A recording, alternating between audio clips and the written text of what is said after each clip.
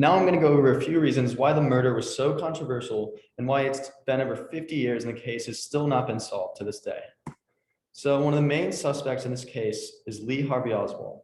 He was thought to have been sitting on the 6th floor of a building nearby when the president was shot.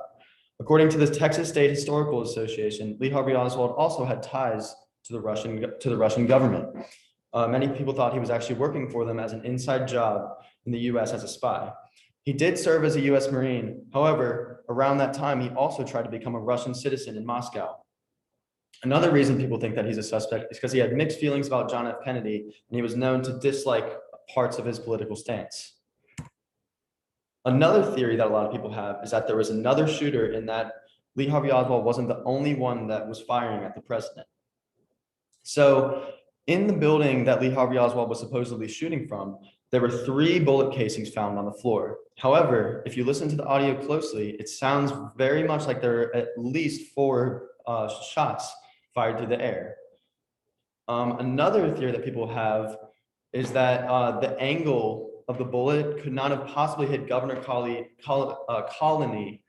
and John F. Kennedy. A Texas A&M professor concludes that Oswald may have not fired the fatal shot based on the angle of the bullet's entry point and exit point.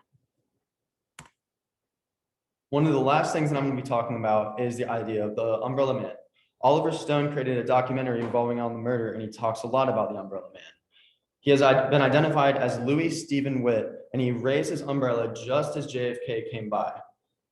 The reason why it was so suspicious is because it was a very sunny day out, and there was no reason for someone to be holding a big black umbrella. Besides maybe hiding his identity, some people think that it was a signal to a shooter, or maybe it was a poison dart. However, Witt claimed that it was just to heckle the president. Now I'm going to pass the presentation on to Megan, who's going to finish it up for us. Thanks for your time.